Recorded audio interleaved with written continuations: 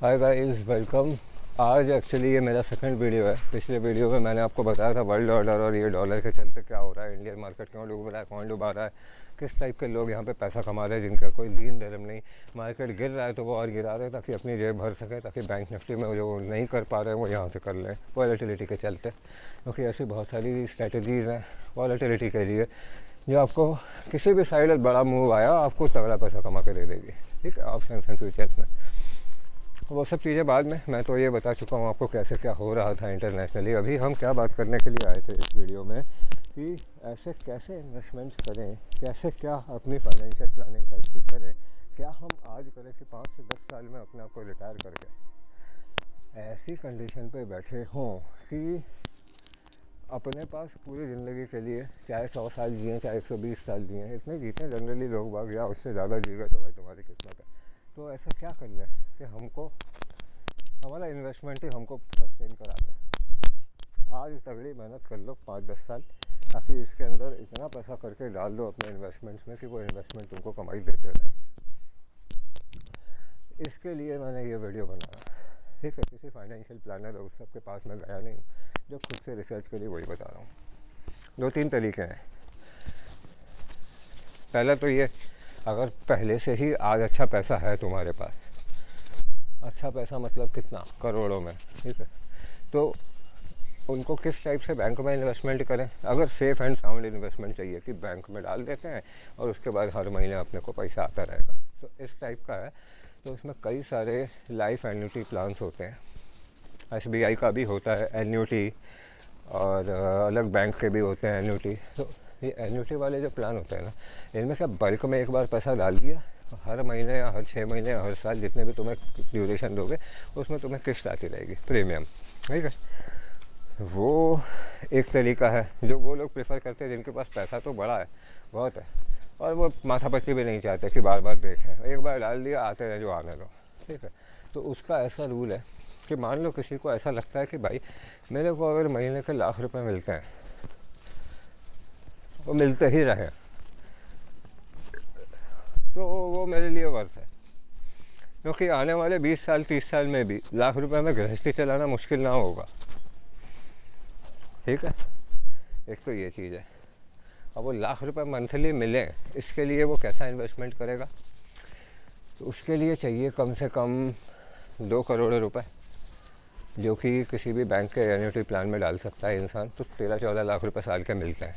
जैसे HDFC का plan है कोई सा, उसमें 1 करोड़ का अगर डिपॉजिट करो तो 7.5 लाख एनुअली मिलते हैं। 2 करोड़ डाले तो 15 लाख मिलेंगे। ठीक है, अब मान लो हस्बैंड ने अपने नाम पे एक ले ली पॉलिसी, 7.5 लाख उसको मिल गए। भले ही वो कहीं जॉब करता हो या नहीं करता हो, तो टैक्स में भी नहीं आएगा, क्योंकि ज़रा से ही टैक्स देना है। 7.5 लाख उसको साल का मिल रहा है। वाइफ के नाम पे एक बार जमा कर दिया, 7.5 लाख वाइफ के नाम पे मिल रहे हैं। ठीक है, तो दोनों हस्बैंड और वाइफ अपने अपने नाम पे इंडिविजुअली एक पॉलिसी कर लिए। अब दोनों 7.5 कमाएंगे, मतलब घर में 15 लाख आ गए। भले ही दोनों कोई काम ना करें तो भी उनको ये पैसा आता ही रहेगा जब तक जिंदा है तब तक। दोनों में से एक भी जिंदा है तब भी। और जब दोनों निपट जाएंगे तो ये 2 करोड़ बैंक वाले वापस दे देंगे उनके नॉमिनी को, बच्चों को, या जिसको भी नॉमिनी बनाया हो, जनरली बच्चों को। ठीक है, हस्बैंड और वाइफ ही ले सकते हैं। सेम एज ग्रुप के रिलेशन में जो हों वही लोग बन सकते हैं पार्टनर, अगर कोई जॉइंट में लेना चाहता है तो। ठीक है, ऐसा नहीं कि अपने साथ अपने बच्चे को बना लिया तो जीवन में बच्चा भी वही ऐश करेगा ना। एक तरीका ये है बैंकों में एन्युटी करना, अगर आपके पास 2 करोड़ है तो। दूसरा तरीका क्या है, जो थोड़ा सा अनसेफ है। थोड़ा अनसेफ क्यों कह रहा हूँ, क्योंकि वो इन्वेस्टमेंट है म्यूचुअल फंड में, जो ये SWP वाले घूम रहे हैं ना आजकल। वो इसमें क्या होता है, म्यूचुअल फंडों में पैसा लगाने के लिए आपने एक मोटा पैसा जमा कर दिया, मान लो 2 करोड़ ही जमा किए हैं किसी सेफ़ म्यूचुअल फंड में। सेफ़ मतलब निफ्टी 50 में चल रहा है जो। ठीक है, या कोई ऐसा म्यूचुअल फंड जो ज़्यादा इंक्रीमेंट नहीं करता, साल का 7-8%, 10% इतना कर रहा है, 7-8% कर रहा है मान लो। अगर साल का 7-8% ग्रो कर रहा है, ठीक है, तो 2 करोड़ पे साल का कितना परसेंट ग्रो कर जाएगा, 8% भी है अगर, तो 16 लाख। तुम उसमें अपना एक सर्टेन चीज़ निकाल रहे हो, कितना, 0.5% हर मंथ, जो ये लोग बाग SWP के कैलकुलेशन वाले बताते हैं। मैं कह रहा हूँ 0.5 हो या जितना भी हो, 1 लाख महीने का निकालने के हिसाब से कैलकुलेशन में डाल दिए। भले ही वो म्यूचुअल फंड साल का 9%, 8%, 10% बनाने वाला म्यूचुअल फंड अगर लिया है, 10-11%, तब तो बहुत ही अच्छा है। मतलब जिसका लॉन्ग टर्म एग्रीगेटेड CAGR वो 10% है, 11% है, तो तुमको तो और भी अच्छा है। क्यों? क्योंकि तुम्हारा पैसा भी बढ़ता रहेगा और हर साल तुम पैसा भी निकालते रहोगे। और कंपनी ऐसी चुनो जो कंपनी डूबेगी नहीं, ऐसा तुम्हें लगता है। तो इससे क्या होगा, तुम्हारा मान लो 2 करोड़ लगा हुआ है म्यूचुअल फंड में, SWP में, और तुम्हारा वो 10% के हिसाब से भी अगर ग्रो हो रहा है, तो वो 20 लाख तो हर साल का ग्रो होना चाहिए तुम्हारे हिसाब से। बट तुम उसमें 0.5% के आसपास या 1 लाख महीने के हिसाब से ही निकाल लो चलो, तो तुम 12 से 14 लाख के बीच में अमाउंट निकाल लो, तो भी 6 लाख तुम्हारे अकाउंट में बढ़ता जा रहा है, वो कंपाउंड होगा हर साल। तो एक ये तरीका सबसे अच्छा है। जिसके पास ऑलरेडी पैसा है, कुछ करने की ज़रूरत नहीं, 2 करोड़ का एक SWP डाल दिया, एक बार डिपॉजिट कर दिया म्यूचुअल फंड में, उसी का SWP बना दिया, ठीक है। तो एक लम सम म्यूचुअल फंड में चल रहा है 1 टाइम 2 CR, और उसके ही साथ साथ उस पर SWP, तो वो भी ग्रो हो रहा है, SWP से पैसा भी निकल रहा है, ठीक है। एक तो हो गया ये तरीका। पूरी फाइनेंशियल प्लानिंग फेल है दुनिया की, इधर उधर इन्वेस्ट करना, 50 पचड़ों में पढ़ना, 20 बार CA से मिलना कि भाई मेरा ये चेक कर ले, वो चेक कर ले, टैक्स भर दे। सबसे सेफ तरीके जो हैं वो अभी तक के जो समझ में आए वो ये है। हाँ, इन सब के टैक्सेस भरने पड़ेंगे आपको, जो कमाओगे उसका भी टैक्स भरना है, तो उसके लिए CA को भी ज़्यादा आफत नहीं होगी कि भाई ये देख सिंपल सीधा हिसाब किताब है, यहाँ इन्वेस्टमेंट है, ये पैसा आता है बैंक से ही आ रहा है, तो इसमें टैक्स जो भी बनता है, और छोटा मोटा इन्वेस्टमेंट करवा दे और बाकी जो बनता है उसका हम टैक्स देंगे, बस काम खत्म। दूसरा तरीका मैंने बताया भी SWP। एक तो था पेंशन प्लान टाइप का, एन्युटी जिसको कहते हैं, एक होता है SWP, सिस्टमैटिक विड्रॉ प्लान। अब ये दोनों के बाद और भी कुछ तरीके हैं जिसमें आपको कम इन्वेस्टमेंट रखना है और आपका पैसा भी धीरे धीरे बढ़ता रहेगा, लेकिन वो तरीके फिर उतने फीजिबल नहीं निकलते, क्योंकि उनमें माथापच्ची बहुत ज़्यादा है। जैसे पैसे को FD में रख के घुमाओ, ठीक है, और भी कुछ तरीके हैं जिनमें कि उसको घुमाओ, मतलब आपका इंटरवेंशन बहुत ज़्यादा बढ़ जाता है, आपको बहुत ज़्यादा चीज़ें उसमें ऑपरेशनल रहती हैं, हर महीने, हर 2 महीने, हर 3 महीने ऐसे कर करके, तो वो समय सजेस्ट नहीं करता। मैं अभी ऐसी चीज़ बता रहा हूँ जो एकदम आपके पास हाथ में पैसा है और आपको जीवन भर कुछ नहीं करना, उसके लिए करना है। ये आज करो, जब पैसा आए तब करो, तब भी कर सकते हैं, ठीक है।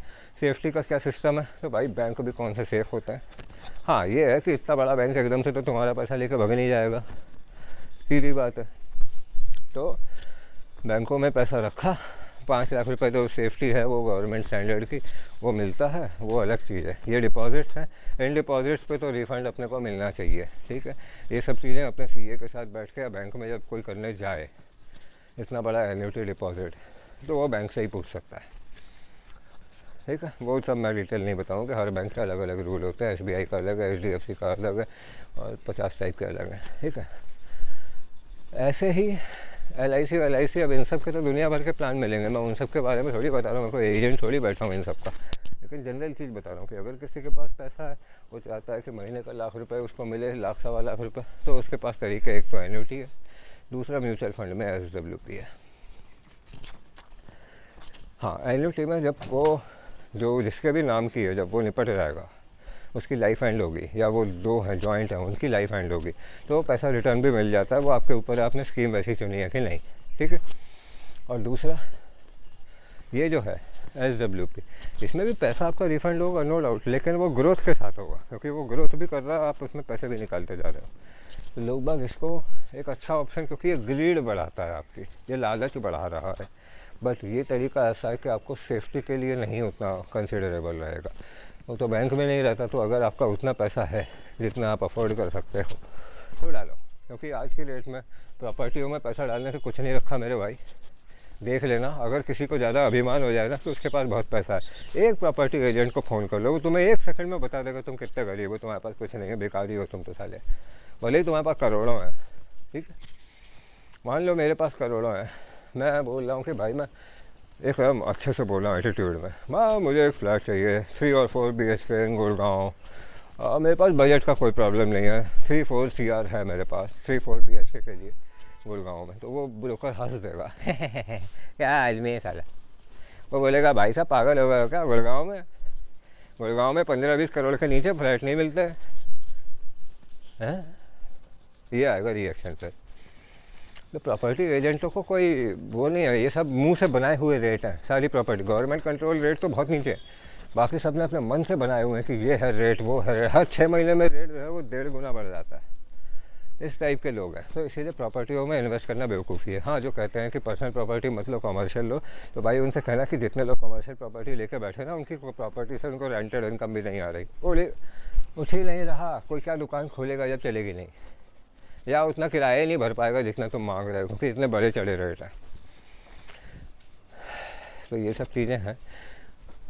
सेफ साउंड इन्वेस्टमेंट के लिए कुछ चीज़ें अगर करनी है तो ये प्रॉपर्टियों में तो ठीक है, वो तब करो कि जब लेके भूल जाओ, पढ़िए 10-20 साल, क्योंकि उससे आना जाना कुछ भी नहीं है। 20 साल बाद भी वो शायद उतने ही बिके या नुकसान में ही जाएगी। बस वही तुमको मेंटल सेटिस्फेक्शन ले जाएगी, मेरे पास ज़मीन है, कुछ ना हुआ तो मैं इस ज़मीन पर घर बना के रह लूँगा। क्योंकि उस ज़मीन को जब तुम बेचने पे जाओगे तो बेच भी नहीं पाओगे, क्योंकि जितने में तुमने आज में ख़रीदी है ना, उससे 1 रुपये ऊपर भी कोई इंसान तुमको ख़रीदने वाला नहीं मिलने वाला जब तुम बेचोगे तब। ठीक है, ये प्रॉपर्टी ब्रोकरों का पूरा नेक्सस ही ऐसा होता है। तुम्हारे पास ग्राहक ही नहीं आने देंगे, और तुम चाहे ऐड वैड दे दो तब तो और दिक्कत है। तुमको इतने फ़ोन आएंगे फर्जी कि तुम सारा बेचने का विचार तक छोड़ दोगे। तो ये सब चीज़ें बहुत हैं। आपको इन्वेस्टमेंट करना है तो उसके लिए बहुत अच्छी चीज़ें हैं ये। और लोन वगैरह लेके अगर कोई इंसान बहुत चीज़ें करना चाहता है तो उसके लिए भी एक बहुत सारी चीज़ें भी बताता हूँ वीडियो में। ठीक है, अगला वीडियो मेरा हाउ टू मैनेज लोन के ऊपर आएगा, कि लोन ऐसा कैसे करें कि हमारी लोन से ही हमारी EMI भी चलती रहे। मतलब किसी भी चीज़ को ख़रीदने के लिए अगर हम EMI कर रहे हैं तो हम कैसे इस चीज़ को ऐसा मैनेज करें कि हमको वो फ्री में पड़ जाए, भले ही तुम रेंज रोवर क्यों ना ले लो, समझे। वो अभी बताता हूँ इसके बाद वाले वीडियो में, तो स्टे ट्यून्ड रहो भाई। अगला वीडियो भी आएगा, भले ही ट्रेडिंग से रिलेटेड ज़्यादा नहीं है, लेकिन ये लाइफ लॉन्ग वाली चीज़ है, क्योंकि मैं यहाँ पे अकेला ट्रेडिंग का इन्फॉर्मेशन नहीं दे रहा हूँ। ये mind, body and markets by Arpit Sharma है। यहाँ माइंड की बात भी करते हैं, बॉडी की बात भी करते हैं, और मार्केट की बात भी करते हैं। सब कुछ एक साथ चलना चाहिए। माइंड भी अच्छे से काम करना चाहिए, बॉडी भी फिट रहना चाहिए, और फिर मार्केट के बारे में भी सब कुछ बताओ। मार्केट मतलब अकेला ट्रेडिंग नहीं, पूरी दुनिया, तभी हम जीवन जी पाते हैं स्वस्थ और अच्छा। ठीक है, टेक केयर गाइस। चलो अगले वीडियो में मिलते हैं।